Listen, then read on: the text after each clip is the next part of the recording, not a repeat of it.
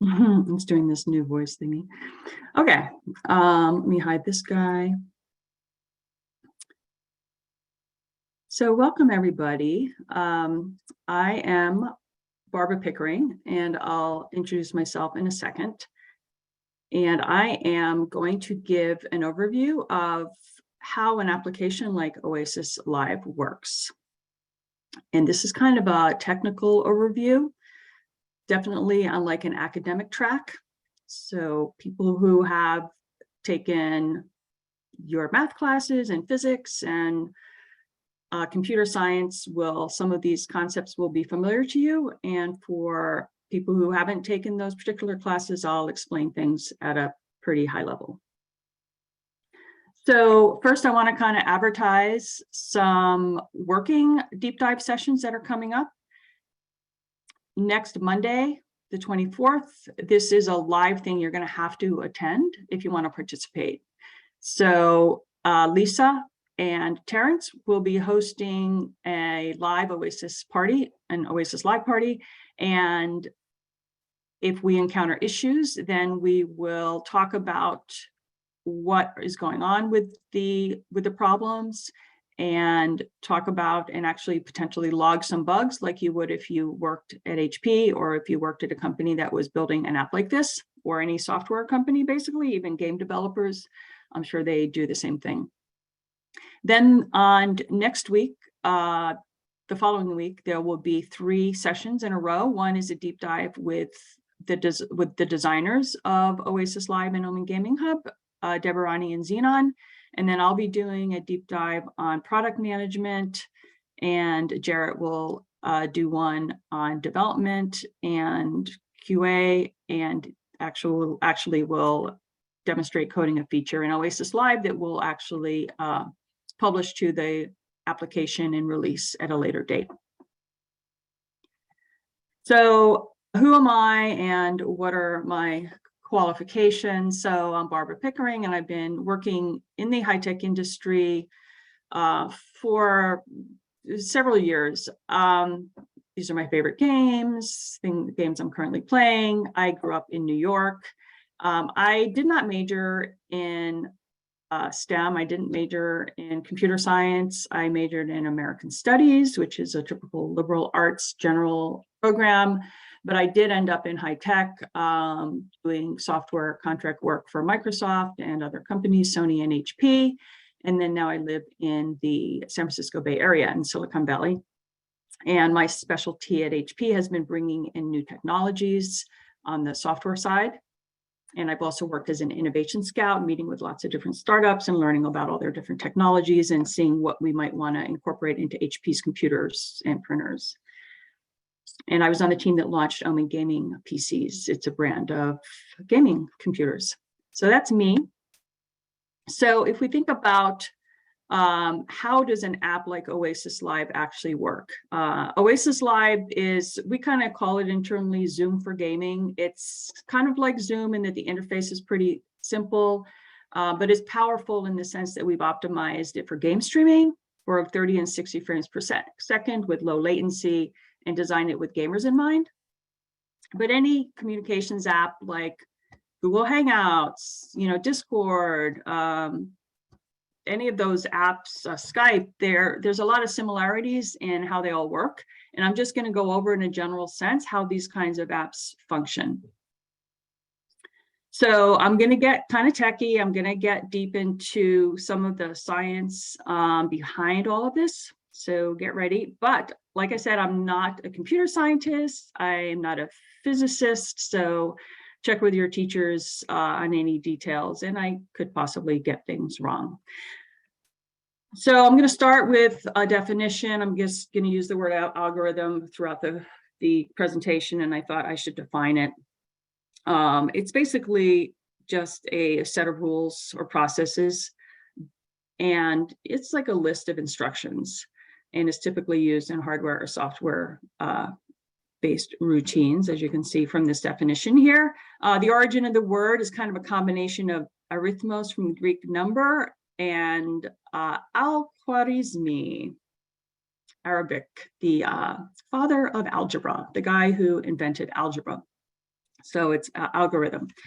So that, just thought I'd throw that in there. So what I'm going to discuss today are the steps on the left, how an application like Oasis Live connects people over the internet, how audio and video is converted into data and back, what we do about security, and what is the front end. That's the user experience, the user interface, the part that the user actually interacts with and sees and clicks to make things happen. And behind all of these, there's people in jobs with careers who have figured all of this stuff out and who work day to day in their jobs to do these kinds of things. And there's the developers who are writing the code. They're the QA people who are testing the code, testing the application, and identifying problems, issues, bugs, typically it's called. Then there's the designers who figure out what the order and sequence of things should be and what things actually look like, and they'll actually make the art that you see in a computer interface or in a game. And then there's product management, which is what I do, which is deciding what we're going to make and why and for who, and what we're going to build first. What's the most important feature to build? What are the most important bugs to fix based on what the users need and want? And then there's also a whole realm of business and marketing support, the people who figure out, should we build this? Do we have the money to build it? Do we have the people to build it? How are we going to talk about it? How are we going to help people after we've released it? So, but I'm going to focus on this presentation for the steps 1 through 4. So we good? You guys still with me? Can I get a yay? Yep. Yay. Yes, Okay, cool. all good. Thank you. Cool. All right, so step 1, how do you connect people across the internet for a communication app? So this is me at my house in the forest. And like I said, I'm the product manager for Oasis Live, this app, which you see a screenshot here. And hopefully you've installed it and tried it out. Alex is the product manager for Oasis Gaming Hub, and he and I are in an Oasis Live party. But how did we actually get connected? He's in Seattle, I'm in California. How did we actually get connected over the internet? So I'm going to give an example and an analog example in like the physical world, how it works, and then I'll equate it to how it works in the digital world. So in the physical world, if you want to invite someone to a party and you actually want to send them like a paper invitation in the mail, right? Some people still do that. Then your friend has to give you their address to start with. So your friend gives you their address, and then you write your card, you write their address on the envelope, and in the card, you're going to invite them to your party. You're going to say what it is, you're going to say where it is with the address, who the host is, you probably, and some information about the event. It's a Halloween party, so wear a costume and bring a snack. And then you throw it in the mailbox. The mail carrier reads the address. They know where that address is because, they're the post office. They've mapped out all of the addresses, and then they deliver it. Your friend gets it, they read it, and then you have your address because you put it in the invitation and the date and the time and what it is, Halloween party, so then they go to your house. So that's how it works in the physical world, and it's very similar in the digital world. Looks a lot less interesting, but it's pretty much the same thing. And what we're talking about here in connecting people is this signaling path. And you can ignore the stuff in the cloud for a second. So we're just looking at this signaling path. So this would be my computer. This is Alex's computer. Each computer is assigned an address, an IE address, an IP address, which is, typically a set of 4 digits. And there are companies that basically assign domains. There's companies that figure out how to locate these internet addresses because there's zillions of them right now. And there's other kind of servers and stuff that mask it and hide the IP addresses. So there's other companies that unhide them and figure out how to find them. Anyway, it goes through all this puzzle finding. How do I find this IP address? And then it gets connected. Now, in the first place for an Oasis app, or like an app like Oasis or Zoom or something, you're typically sending someone an invitation, or there might be other ways, but let's use the example of sending someone a link to join your gaming party or whatever. in order to reach them for the very first time, they had to give you some sort of information about themselves, whether it's their cell phone number, so you can text them, or their Twitter handle or whatever it is. They've given you some contact information. And so you have some way to reach them in the very beginning. So I would send a invite to Alex for the Oasis party. Maybe I send it to him, over text. And then he clicks the link. And in the URL, that's my address. So I've given him the invitation, just like the Halloween invitation, which includes my address, includes the time and place, place being this IP address, and the time and what it is. It's an Oasis party. So I deliver it over the top, basically gets his invitation, he replies, and then now my computer knows the address of his computer and we are connected. So that's how it works. And then once we're connected, we can just share the media or the webcam or the game stream kind of directly without going through this finding mission every single time, because we're in the same party together. So in a multi-person party, if there's like all of us are on this Zoom call right now, all that messaging goes, the signaling, the media streams actually go through a central unit so that they all get sent out at the same time and synced up, and everyone's hearing and seeing everything all at the same time. So all of that is dependent on the internet being good between all of us. And things that can get in the way are, well, first of all, if your computer doesn't really have enough capacity to be streaming a game, then that's going to be kind of a block somewhere. But assuming that your computer is okay, in your house, you could have too many devices connected. Maybe all your brother's friends are over and they're all playing a game, and they're taking up all the bandwidth, and your sister's streaming Netflix and etc. And so there's not enough bandwidth. So that could be kind of a bottleneck. Or it could be you're really far away from, where the internet hub is. Maybe the weather is bad, stuff is going over the air. Maybe you're in an apartment, your person who's receiving it is in an apartment building and everyone is streaming Netflix at the same time, and there's just not enough room in the pipe for the signal to get bad. Anyway, there could be lots of reasons, but if you don't have a clear internet connection all the way through, then you're going to see glitches in the audio or the video. And that's kind of a little bit beyond control of the app, although lots of companies are trying to make this work really well. And, our back end has methods of kind of helping with some of this, which I'll get to a little bit later. So that's how people get connected, the importance of the internet. Now I'm going to go into how I'm going to use video, a webcam for this example. I'm not going to go into audio, but rest assured, audio is similar to what I'm going to tell you about video, sending video. It's very similar and it's very different. And I'm not going to dig into it because we don't have time. But let's talk about how the media actually gets sent over, a wire or over the air. How does that happen? We don't take a picture and like physically, send it. It all has to get converted into digits, basically. And there's a lot to it. So an image, first of all, it gets captured like from the camera, in this case of a webcam. There's image acquisition in a camera, which involves like the graphical processing unit, your GPU, codecs, which we'll get into a second. It gets broken into pieces. It gets converted into numbers. It goes over the internet.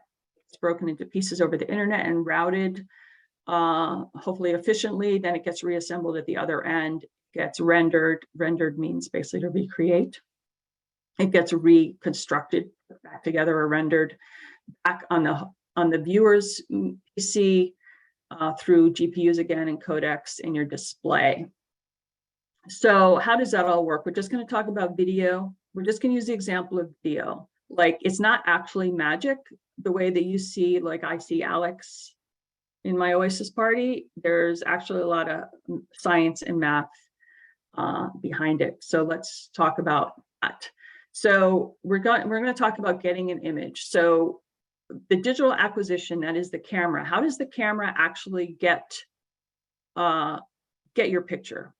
Well, there's two aspects to it. One has to do with light, and the colors. And that's kind of what this curve is. The intensity of the light, there's a frequency, there's a number, it gets translated into binary code, that's just these zeros and ones. And then, so that's one piece. The second piece is the location. And the location is how is the image laid out like on your computer screen, which is a rectangle, right? So first we're going to talk about location, and then we're going to talk about color or the light aspect. So location, it's all based on a grid. So if you look at your computer screen or your TV and you look really, really close, you're going to see a wire mesh. There's actually millions of squares in a high def screen, and each one of those squares is called a pixel, and they're just squares laid out in rows and columns. And you know what a pixel is because you've seen pixel art, right? Where every little square is its own color. And then the smaller the pixels you get and the more you have, the more it just looks like something, right? It kind of looks like a baby Yoda. You can tell this is an eye, but then you can get really fancy, right? With Minecraft pixel art. This is made up of all different squares, and each square is its own color. So that's what a pixel is. Again, here's another example of a grid over a screen. This is actually isn't accurate because you see some of these squares have blue and white. That's not really how it works. Each pixel would be its own color. Here's another kind of example of a grid. And now let's figure out what's the location. Well, every square, every pixel, or every cell has a number associated with it. You learn this in math, the X and the Y coordinates. So all you do is count, starts at 0. So this first green one is actually 1 across and 0 down. So its location is 1, 0, right? So every square or every pixel has a location identifier, has coordinates. And if you look at how pixels are interpreted for different resolutions of screens, full HD screens is 1080p, 1920 by 1080. They use the vertical axis for its name, 1080. 720 would be another one. So the more pixels you have, the higher resolution it is. This is a little misleading because it shows the 4K is like really huge. You could actually have a full HD screen, which takes up the whole wall of your living room. It's just the pixels would be bigger and the image would be a little more fuzzy. The resolution would be worse or lower. So this is how screens are actually constructed. This is like a cell phone, and it's kind of encased in glass or metal on each side, glass on one side typically and metal on the other side. And then the pixels are in the middle here. And this black square is 1 pixel, and each pixel has, for an RGB screen, we'll get into RGB in a second, has 3 primary colors in it, red, green, and blue. And then this is encased by this membrane, which has basically electronics or wires attached to it, so that a signal comes in and it gives the address. It says, hey, this is pixel location 0, 1, 2, 3, 4, and it's in the first row, so it's 0. So 4, 0 is the location of this pixel. Let's say it's going to be red. These instructions are being sent to every single pixel on the screen. And like a 10K monitor has like 2 million pixels. So there's just a lot of signals going on telling each pixel what color to light up. And that's how that works. You could see back here all the pixels of like a big TV. Each set of 3 colors is 1 pixel. So that's how the location is figured out. Now I'm going to go into color. How is color figured out and turned into numbers? So anyway, the location is turned into numbers by literally these addresses of 4, 0. Any questions or comments so far? Okay, I'm going to assume everything is good. All right. No, you're doing great. Okay, cool. And for time, I think we're okay. I'm going to try to be done in an hour. So we're 4:25. So I'm going to go into color now. How is color converted to a number? Well, light colors are part of the visible light spectrum. This is electromagnetic spectrum wavelengths. There's a very small portion of the spectrum that is visible to the human eye. Other animals have different, different limits to how much color they can see, or what part of the spectrum they can see. But for us, we can see this little spectrum here, and these are nanometers, and there's frequencies. It's not just wavelength, though. The frequencies are the wavelength. And the longer the wavelength, the lower the frequency. And red is a longer wavelength than blue or purple. But there's also something called intensity, and that's basically how much light is getting through. Every one of these slides has a link, which is the source of this information. I grabbed this from all over the place, different classes and papers and stuff. And you could follow these links where there's like whole articles on each of these concepts. But how intensity is calculated or figured out is a whole science in itself. And you can read about it at this link. But the combination of the intensity and the wavelength makes the color definition. In terms of how it gets translated in a camera, like it used to be in the old days, cameras actually were like a chemical process. Light would hit like a piece of metal, usually with certain chemicals on it, and it would basically burn in the image based on the light intensity, how it interacted with the chemicals, and then it would go onto a negative and would go onto paper, and you'd put the paper in a vat of chemicals and it would show the picture. That's kind of the analog way, and you could still do that. But in the digital world, they had to figure out how to capture color. And there's filters that capture color. This is a Bayer filter. I'm not going to go into it, but you can see here, look, a pixel. In this case, there's 2 green pixels and a red and a blue. Actually, I think the 4 of them would make up 1 pixel. RGB, we'll get into RGB next. But you can see that there's this filter that basically calculates the intensity of the light and converts it to color. I don't know exactly how it works, but if you're interested, you can figure it out. So back to this. So the intensity of the color is converted again into a value, gets converted into this binary code. So let's talk about the RGB, which is the colors which are used in like computer screens, TV screens, cell phones usually.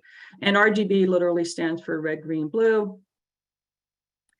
And why RGB? Well, the human eye, actually, the back of the human eye, the receptors in your eye actually only detect red, green, and blue, and then the brain combines them all to create all the other colors in your imagination. And so I guess the people who figured out to use computer displays kind of use the same method, and they also are using the red, green, and blue, and they're combining them in all different ways to get all the different colors. And they're using the 256 so each there's 256 values of red, 256 of green and blue. So if you combine them all together, you can actually get 16.7 million colors out of these 3, which is kind of crazy and amazing. And let's talk a little bit about RGB. There's another color kind of method called CMYK. You might have heard of it, which is typically used for printing on paper. And C is cyan, which is this blue, M is magenta, which is this purple, yellow, and K stands for key. It's typically black. But RGB, if you combine all the colors, you get white. And you can see this white row over here. White basically means all the light. Black, there's no light coming through. So if you take these 3 colors, first of all, you can combine them and get kind of more colors just by combining the primary colors, as you see here. And here you have cyan, magenta, and yellow from these combination of colors. And you can see kind of a spectrum here or a gradient. Then you get the different hues based on how much white versus black there is in it. And every one of these is assigned a number value. So all the light would be full on, which is all the bits, all the intensity, which is 255. Let's look over on the left for a second for the key. So hex is hexadecimal based on 16, and it goes from 0 to 9 and then A through F. And there's the equivalent in binary. So you can see how you convert a number to binary. It's just a key, basically. And 256 is typically used these days for lots of different things. You'll see it throughout this presentation. 256 bits. It conveniently breaks into packets of 4, 8, 16, 32, 64, 128.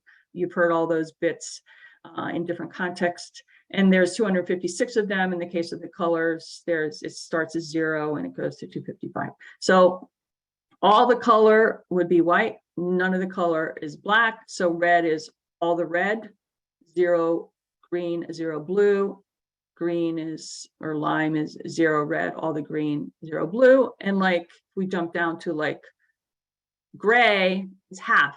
128 is roughly half of 256, or it is half of 256, roughly half of 255. And it's basically, you can see the 8. Well, what is the 8? Well, the 8 is over here. It's half of 16. That's where that 8 comes from. So it's basically half black, half white, right? Gray. Anyway, each of these color codes, there's, of all those 2 million colors, there's a code for each of them. And you can go here, I brought up a color picker. This link goes to, let's see, hang on a second.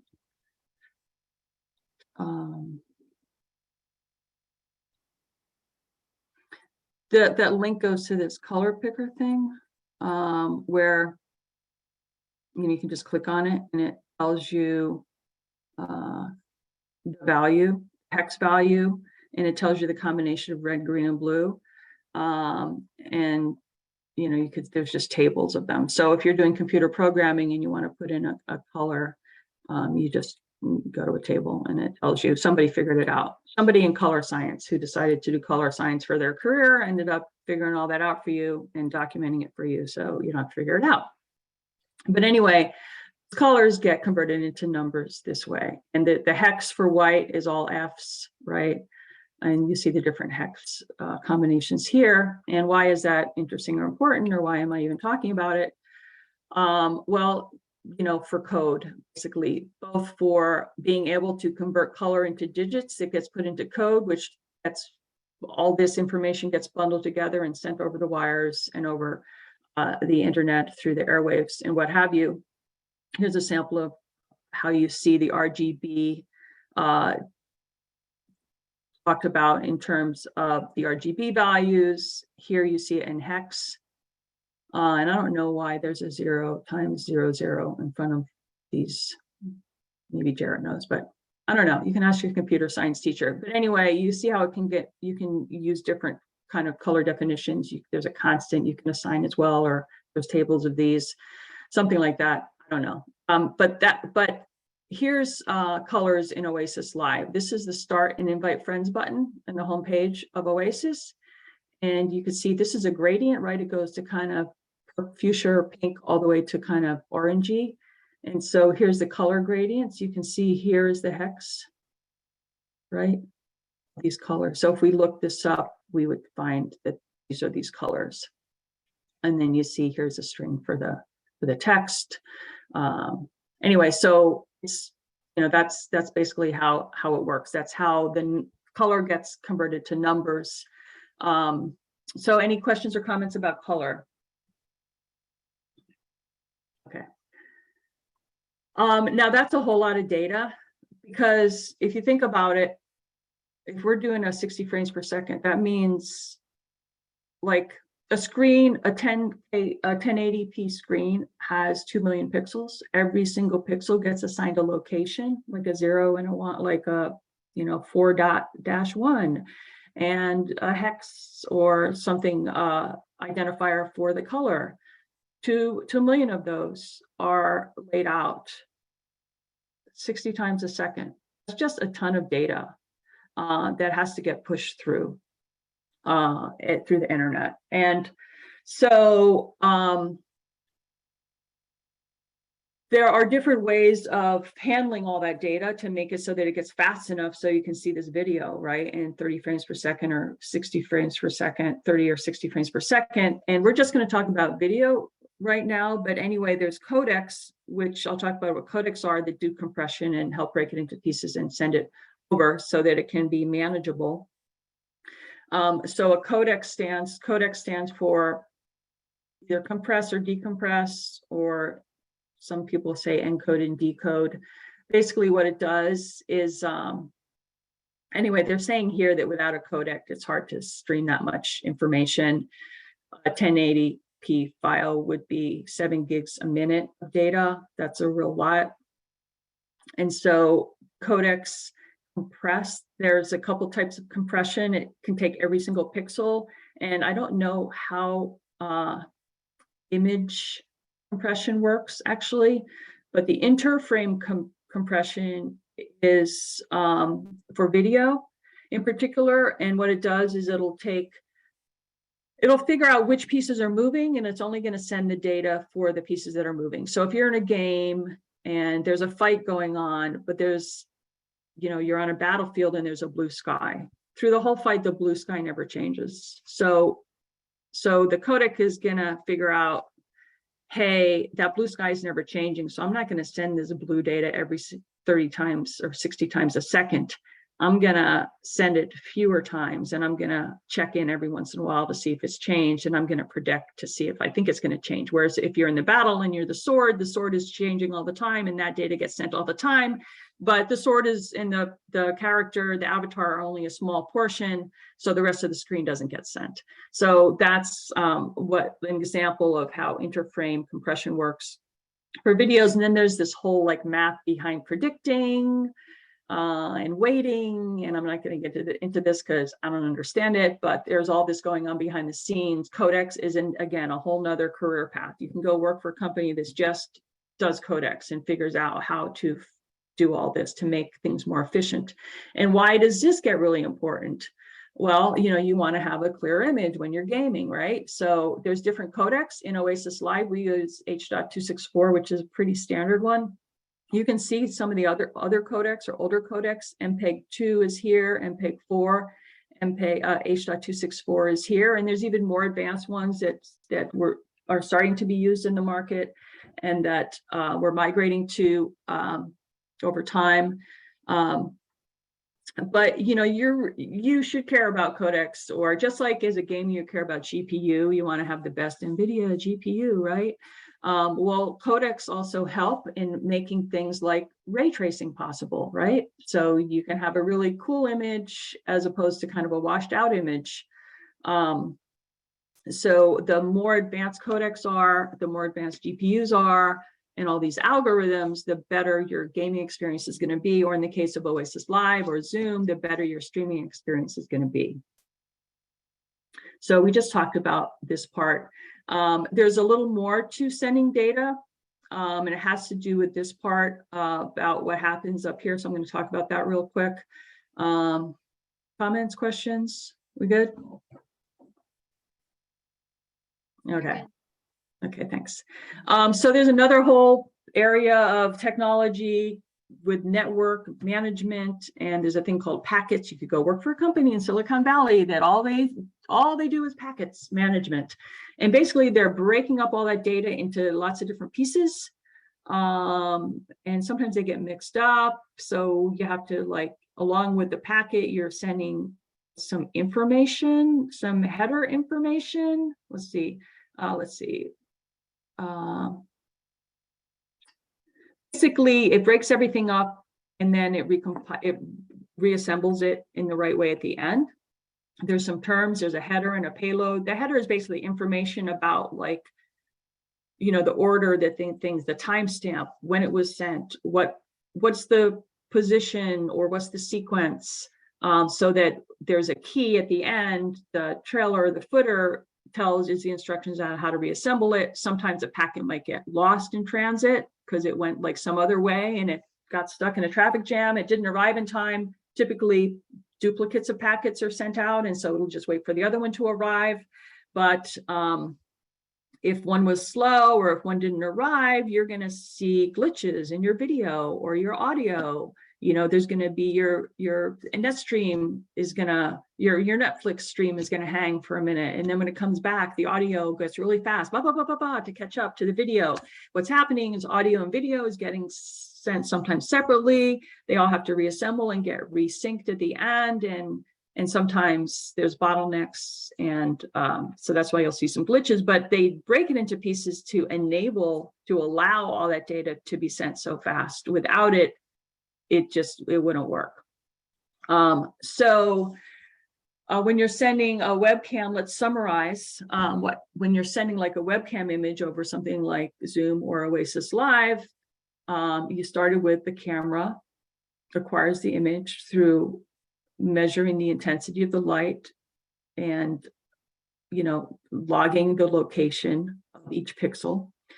It gets converted into data. It gets compressed with the codec and the GPU, gets broken into pieces again by the codec and by other internet technologies, packets and things like the internet protocols, gets sent over the internet, gets decompressed, it gets reassembled, and it gets rendered and displayed on Alex's screen. So all that is happening 60 times a second. It's kind of crazy. This is just another view of the same thing. Now, Oasis, there's other players involved, like the operating system and the camera, or they do their thing, and Oasis grabs that image data and what's somewhere along what's called the video pipeline, kind of inserts itself and says, hey, I want that image data. It grabs it, it pushes it through this H.264 codec, and then it sends it over the internet. And then on the other side, the GPU and the display instead of the camera. Now it's the display from where it's taken for drivers is reassembling that image for you. This is another kind of stacked view of the same thing. You've got your computer hardware. So if you say, hey, how come my image is fuzzy? And we're going to go into this in a second. If you're debugging, if you've got an Oasis app or Zoom, or Oasis is in beta, so we're still dealing with some issues. And if the webcam image is fuzzy, then we'll say, well, first of all, is your camera like good enough? Like, is everyone seeing your image is fuzzy? Is it your camera? We're going to go into this in a second, but the camera has to be good. The computer hardware, your GPU and your CPU have to be enough to handle streaming, whether it's video or streaming your game. This stuff has to be up to date. A lot of times you see updates to your firmware and your driver. It's, well, they found some sort of bug and then you need to fix it. The codec, is it using a good codec? Is it using MPEG-2? Well, you're going to get fuzzy. Or using H.264. And typically you don't have to worry about this. It's chosen for you. But as a developer, you have to figure out which you're going to use and why. And then you've got your home network, your local area network, whether it's your Wi-Fi. Then there's servers that a lot of communications up and down. This is the uplink, this is the downlink. So there's a lot going on here, right? So that's kind of an overview of how you get an image, how my face gets into a camera, gets sent over the internet so Alex can see it. All that is going on in the background. And each one of those little pieces is a career path in itself that you could go on if you want to go into science or programming, engineering, etc. I'm going to go to the next step, which is security. So I'm going to talk about briefly accounts, encryption, moderation, and privacy. So accounts, why do companies or services make you log in? It's for security. We want to know it's a real person. We want to make sure it's not a bot, making 1 million accounts and spamming people. And for an Oasis party, they're private parties, they're invite only. We have gamer handles, so, which is, instead of showing your actual name, you show a gamer handle, and that has to do with privacy, which I'll talk about in a second. But you want to know who is in your party. We want to make sure that you're in compliance, that we're complying as a software company with the law. There's laws about what ages can see what kind of content. And then if somebody misbehaves, we need to be able to shut down that account. So those are the reasons why we make accounts. And then a big thing with security is encryption. So you obviously have heard of hackers or Zoom bombing, where somebody can kind of break into a video, used to be able to break into a video stream and stream their own content, or maybe grab it and stream it over, post it to YouTube or stream it over Twitch or whatever. We don't want people to be able to break into our Oasis Live parties. So we encrypt things. And encryption basically just is a secret code using ciphertext, and then you have a key, cryptographic key, which encodes it and decodes it. And they typically defend against what's called brute force attacks, which is basically trial and error. People are just trying to figure out your password. They'll just throw any word up there and see if it works, and do some, logic to try to figure out and break the code. But so encryption has evolved over time, and we're going to go through a little encryption exercise to see how encryption actually works. So in the early days of encryption, it was just a simple code, simple, like you probably played games as kids where you kind of put in a secret code and then you decode it. In this case, you got the word hello, and I'm going to make a fancy code where I'm going to add one letter to each of these letters, and it's going to turn into IFMMP, INF, instead of hello. And I'm going to send INF to my friend, and my friend's going to know that I just added one. So they're going to subtract one, and they're going to decipher it and say, oh yeah, he said hello. That's a simple one. You can make it a little more complicated, but instead of +1 for each letter, I'm going to do, the first one is going to be +1, then 17, 24, 9, and 11. And then you come up with, O, V, J, U, Z. And then as long as you have the key, the encryption key or the cipher key, which is 7, 17, 24, 9, 11, you can quickly decipher it and understand the original message. Let's look at what is actually used these days with encryption, and my head is exploding because it's so complicated. Let's just dig in a little bit, because most communication platforms these days are using what's called AES, Advanced Encryption Standard, which was made by the US government to protect classified information. Now everyone is using this kind of method, and it's pretty complicated. So let's look at what it is for just briefly. So if we take that's my kung fu, the sentence, that's my kung fu. How does it work? Well, I'm going to assign there's basically ASCII characters, or there's numbers which are assigned to each letter. So T is 54. If you look down here, T is still 54. N is for E up here. N is for E. And notice this 1 through 9 and A through F. It's that hexadecimal stuff again, right? So that's my kung fu translates into this string of numbers. 2192 translates into this string of hex numbers. Okay, so that still would be pretty easy to figure out, right? If you wanted to hack that. Well, they do this thing called a round key, which there's this, we'll just look at one. So they basically break this into 4 groups of 4. And then they do, the first thing they do is this, they do this shift, this circular shift. So basically they took the third set, which is the 20, 67, 20, 46, 75, and they just shifted everything over 1 to the left and moved the 67 to the end. So it's now, instead of this, it starts with 20, 46, 75, 67. That's a shift. And byte substitution, well, what is this? Well, they basically have an S box, which is a key. It's just a box which says, hey, these numbers, actually, we're going to call it this instead. So if we take 20, how did they get B7 instead of 20? Well, let's see. 20 here and 7. Let's see. Oh, 20 is 20, 0, which is here, which is B7.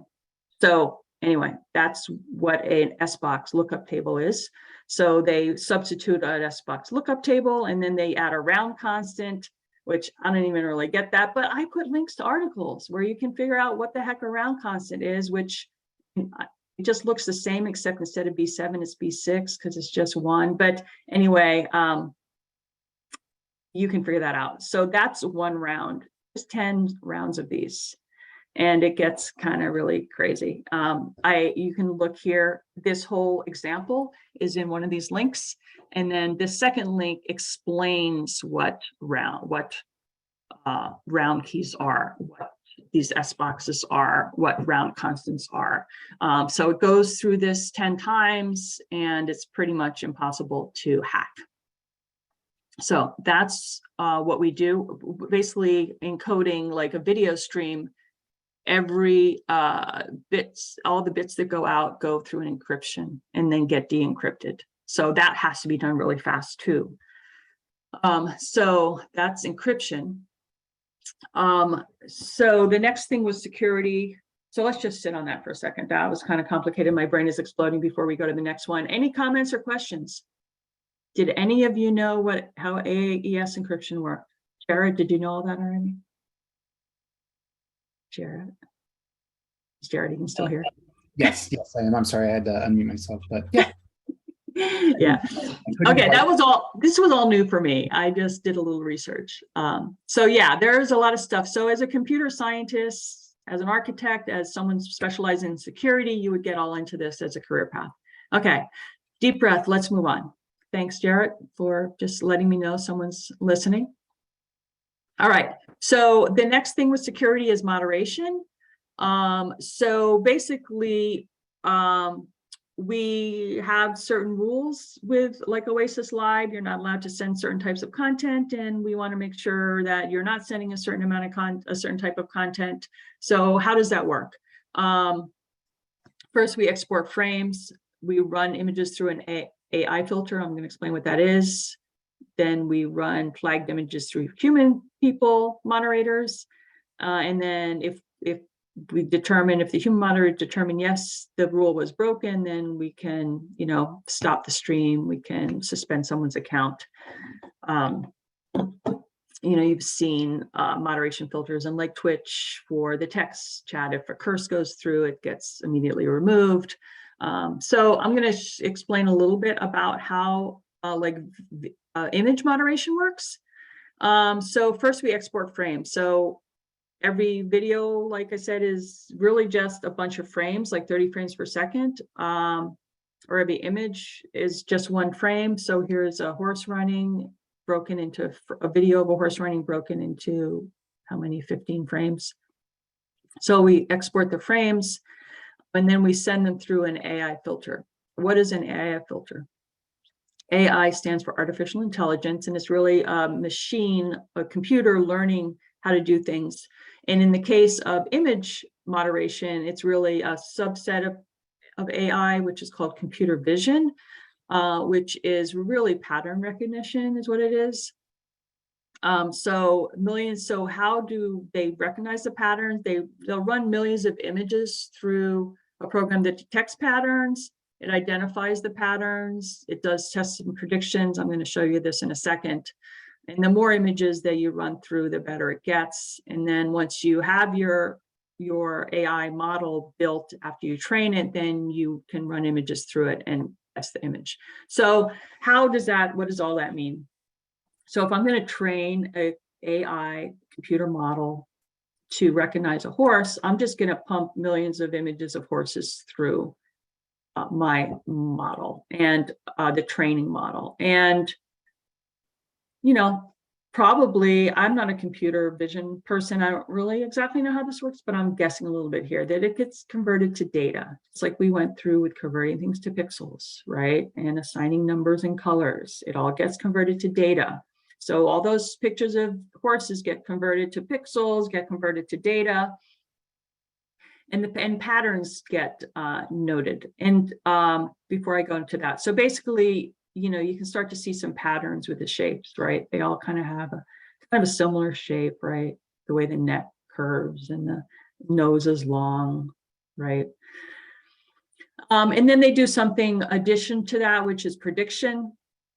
And let's look at this example of prediction. So this is not AI prediction. This is just regular prediction. So if I want to predict the winner of the World Series, 2019 World Series, I'm going to predict, these games, who's going to win which games. I'm going to predict that the Washington Nationals are going to win 6 out of 7. In reality, they only won 4 out of 7. So my accuracy of my prediction was only 0.71.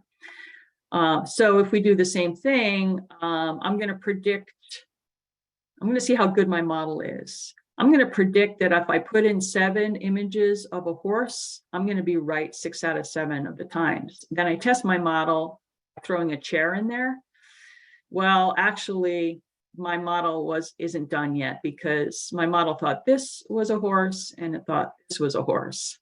So my model isn't really that good yet. It's only working at 70% accuracy.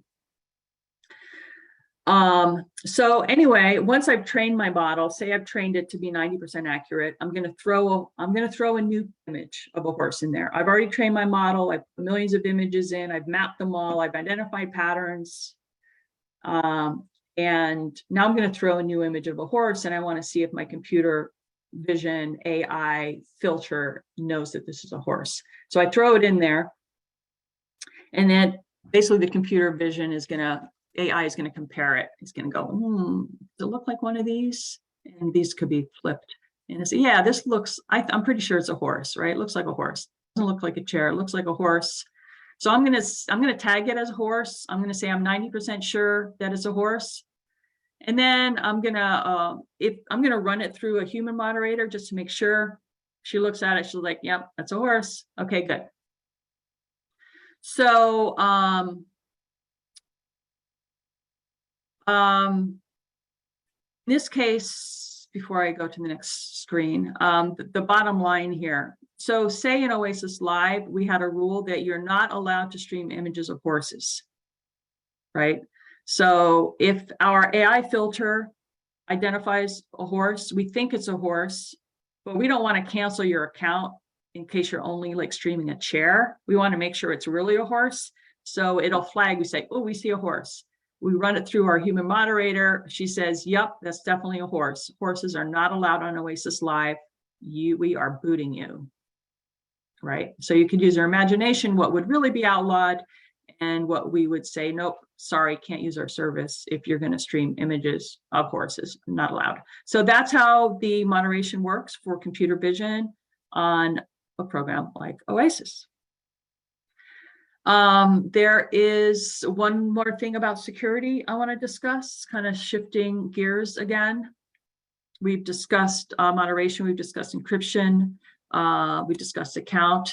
There's another thing which we do, which is an authentication or access tokens, which is every time we're going to open up a channel to like send a video stream, we want to make sure that we're sending it to a person that we know who's authorized to be in the party. And so we do these handshakes basically called tokens, secret handshakes. So before Alex was allowed into my Oasis party, we had to make sure that he had a URL invite, right? And then we had to make sure he was logged in, so we know it's Alex. So all that is done through this exchange, this kind of checking. Is this person authorized? Is this person authorized to be in this particular party? So that we don't mix everything up, right? So there's these things called tokens that get exchanged. And then the last part about security I want to talk about is privacy. There's a thing called PII, which stands for personally identifiable information, includes things like your name, your address, telephone number, email. Those are considered personally identifiable information. And there's laws about how companies and software companies treat that information. We're not allowed to store it or share it without your permission. You should be allowed to know what kind of information companies are storing or sharing, and you should be able to kind of shut it down if you don't want that to happen. It's getting more, the industry is getting more and more strict. Everyone, I'm sure you've seen pop-ups about cookies and privacy all over the place. Every time you try to do anything on your phone or any app, you get kind of, pop up, they were doing this with your information. And that's because the laws are getting stricter and stricter, and it's requiring that people consent to having their information taken and used. Or you can opt out. You can say, no, don't sell my information when you're browsing a website, for example. So that's what privacy is. So all those things go into account when we're building an app like this. And so that's the third step, which is security. Good. All right. Last step is how we tie it all back together. how do we tie, and this is because you're probably like yawning by now.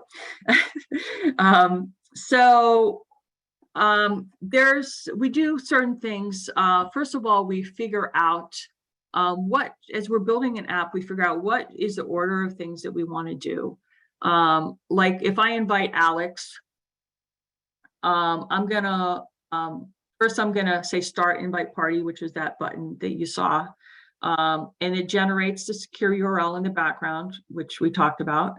And I'm going to send it out, and then say I send it to 20 people and 20 people reply, but the old version actually of the app only allowed 16 people. So we had to figure out, well, what happens if all 20 accept, but we're only letting 16 people into this club. What do we do with the 4 other people? Do we let them wait in line outside on the sidewalk until someone else leaves? Do we tell them to leave? They're never going to get in. Do we let them know, or we just let them hang out there not knowing what's going on, right? So we have to figure out what to do and what to tell people in the case of trying to join like a virtual party. So this is kind of a UX, user experience, shorthand, we call it UX workflow. So for everything you'll see in apps, somebody went, this is designer's job usually. Someone went and figured all this out. We do user research. We test our assumptions. We run these by other people or gamers and say, does this make sense to you? What do you think you need to see? So we do that. And then once we figured out how we're going to present the information to people, then we do what's called a wireframe, which is kind of laying out how all the different pieces are going to be built before we actually have the coders, do the work of writing the code. So this is the original frame that we spec'd out for Oasis. And then an artist, a designer goes in and actually makes art for all the different pieces. And then a developer is going to take a spec basically based on this with, with the pixels, like, is it going to be 1920 across and 1080 down? This is black, which is, what is it, 0000, hex code.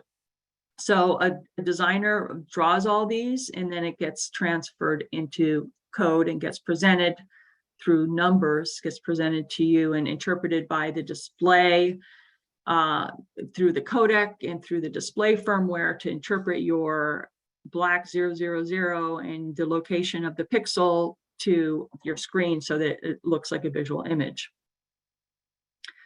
In terms of creating an account, so the designer designed this interface, and then what happens in the background, we assign an ID, an anonymous ID, and then you get to choose your gamer handle and your avatar. And then you see, here's my avatar. So once that gets chosen, then it gets displayed on the screen. We talked about, this is the button that I showed you the color code for. And then what happens when you click that, so that basically spawns an event. The token exchange, which I talked about, it authenticates, like I said, it authenticates what user I am, what is my name, because it's going to send out, Barbara is inviting you to an Oasis party, but my gamer handle would be like ramen noodles is inviting you to an Oasis live party. It creates this unique ID, which is kind of the bundled address and information, so that when Alex clicks on it, it knows where to go. It knows to join my party. It displays his name in the waiting room. He goes by Royal. All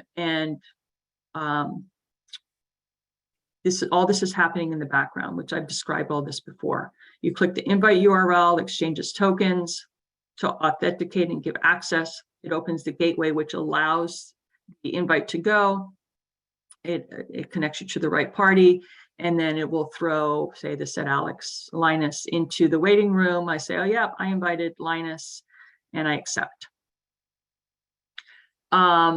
So let's look a little bit about how the interface translates for the webcam, and then we'll be done. So, so when you click the first thing you do is you need to engage your camera. So the camera can do that image acquisition, right? It can grab the light intensity and it can grab the location and turn it into data for the video pipeline. So you're gonna assign a camera, that camera is gonna engage, it's gonna do its thing. It's going to render the image for you back just on your computer. It doesn't have to go through the internet or anything, but it does have to go through some codecs to render the image even on your display screen, I believe. But then when I'm ready and I say, yep, that's okay, people, I'm not, you know, I don't have dirt on my face, so I can open my camera to everyone.